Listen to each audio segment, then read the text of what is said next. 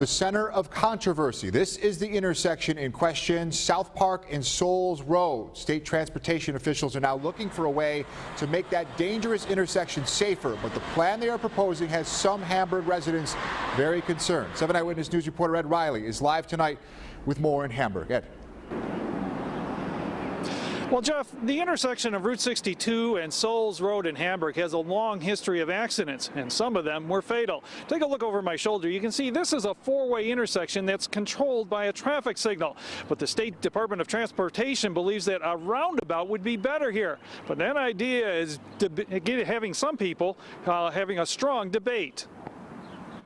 Us trying to make a left-hand turn, you take your life in your hands. Literally take your life in your hands. One thing area residents agree on is something needs to be done. This was the scene in 2008 when two elderly people were killed. Then only days later, another serious accident with two SUVs. Since then, several more crashes with pieces of debris still scattered around the intersection. Horrible. It's horrific. I've watched 4 people get killed, many accidents. Well, I think it's very dangerous. The State Department of Transportation is now taking action. And right now, our preferred alternative is to install a roundabout at that intersection. The DOT points to statistics and experience with other roundabouts in Western New York that shows these traffic circles can reduce serious accidents. You essentially take the risk of a head-on collision out of the equation because you don't have opposing traffic. Yay, hooray! They can't do it fast enough. While some residents are thrilled with the idea, others are very concerned. I think we have enough traffic circles in Hamburg. I don't think we need another one. Why don't you like them?